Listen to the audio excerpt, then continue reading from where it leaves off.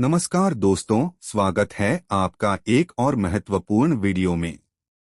आज हम बात करने वाले हैं 17 अगस्त 2026 की उत्तर प्रदेश की वृद्धावस्था पेंशन, विधवा पेंशन और दिव्यांग पेंशन से जुड़ी ताजा जानकारी के बारे में। क्योंकि बहुत सारे लाभार्थी लगातार यह जानना चाहते हैं कि आखिर अगली किस्त कब तक उनके बैंक खाते में आएगी, कितनी राशि मिलेगी, किन लोगों को भुगतान मिलेगा और अगर पैसा खाते में नहीं आया तो क्या करना होगा। सबसे पहले आपको एक जरूरी बात बता दें कि सोशल मीडिया और यूट्यूब पर पेंशन को लेकर कई तरह की खबरें चल रही हैं, जिनमें कहीं 3,000 रुपए, कहीं 4,500 रुपए और कहीं इससे भी ज्यादा राशि आने की बात कही जा रही है।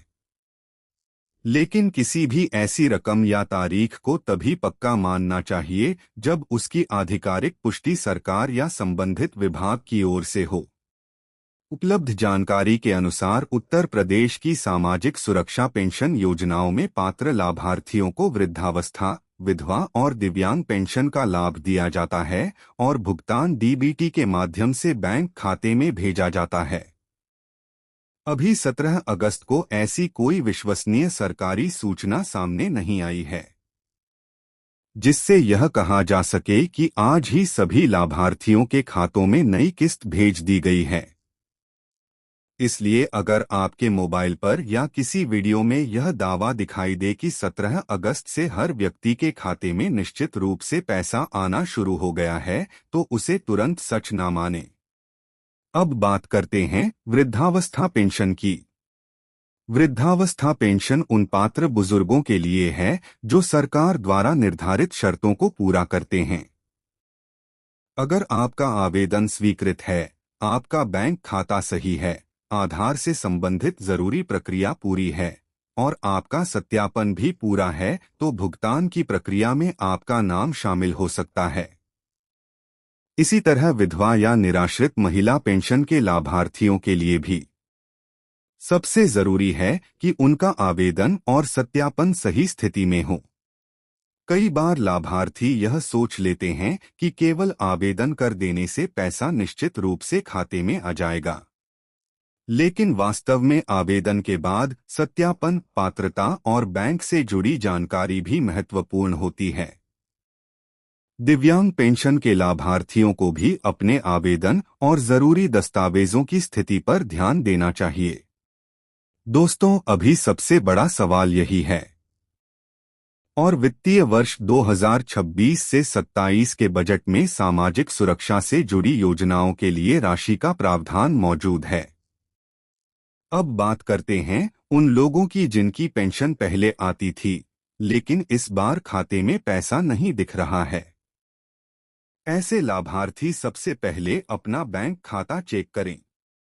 बैंक में जाकर यह पता करें कि खाता चालू है या नहीं, आधार लिंक और डीबीटी की स्थिति सही है या नहीं। इसके बाद संबंधित पेंशन पोर्टल पर अपना आवेदन या पेंशन स्टेटस देख सकते हैं। कई बार सरकारी भुगतान जारी होने के बाद भी बैंक की तरफ से राशि खाते में अपडेट होने में समय लग जाता है। इसलिए केवल मोबाइल पर एसएमएस न आने से यह निष्कर्ष नहीं निकालना चाहिए कि पैसा नहीं आया है। अगर आपके बैंक खाते में मोबाइल नंबर लिंक है, तो बैंकिंग ऐप पासबुक अपडेट या बैंक के माध्यम से भी खाते की स्थिति जांच सकते हैं। अब बात करते हैं पेंशन की राशि की। तो उत्तर प्रदेश में वृद्धावस्था, निराश्रित, विधवा और दिव्यांग पेंशन को लेकर पहले से ही 1,500 रुपये प्रतिमाह की जानकारी उपलब्ध है। हालांकि किसी भी नए भुगतान, अतिरिक्त राशि या अलग से बकाया राशि की खबर को आधिकारिक आदेश के बिना पक्का मानना सही नहीं होगा। इसलिए अगर सोशल मीडिया पर आपको 17 अगस्त को पेंशन के साथ कोई बड़ी अतिरिक्त रकम, बोनस या एक साथ कई महीनों की पेंशन आने का दावा दिखाई देता है, तो उस पर तुरंत भरोसा मत कीजिए। पहले सरकारी सूचना या अपने पेंशन स्टेटस की पुष्टि जरूर कीजिए। दोस्तों, इस समय सबसे महत्वपूर्ण बात यह है कि जिन लाभार्थियों की पेंशन स्वीकृत है और जिनका बैंक तथा आधार संबंधी विवरण सही है, उन्हें भुगतान प्रक्रिया के अनुसार राशि प्राप्त हो सकती है। लेकिन हर व्यक्ति के खाते में पैसा आने की तारीख बिल्कुल एक जैसी हो, यह जरूरी नहीं है। अगर आपका पैसा 17 अगस्त को नहीं आता है, तो अगले कुछ दिनों तक बैंक खाते और पेंशन स्टेटस को चेक करते रहें। खासकर जिन लोगों ने हाल में बैंक खाता बदला है, बैंक में केवाईसी कराई है, आधार लिंक कराया है या जिनकी पेंशन में किसी तरह का सत्यापन हुआ है, उन्हें अपने रिकॉर्ड की जांच जरूर करनी चाहिए। वृद्धावस्था पेंशन के लाभार्थी अपनी पात्रता और पेंशन स्थिति की जांच करें। विधवा पेंशन पाने वाली महिलाएं अपने आवेदन। बात करते हैं पेंशन की राशि बढ़ने की खबर की। समय समय पर पेंशन राशि बढ़ाने को लेकर चर्चाएं और खबरें सामने आती रही है, लेकिन जब तक सरकार की तरफ से स्पष्ट और आधिकारिक शासनादेश जारी नहीं होता, तब तक किसी नई राशि को पक्की खबर मानना सही नहीं होगा। इसी तरह 14 अगस्त को खाते में पैसा आने की कोई निश्चित तारीख अगर आपके जिले या विभाग द्वारा अलग से जारी नहीं की गई है, तो केवल वायरल वीडियो देखकर तारीख तय न करें।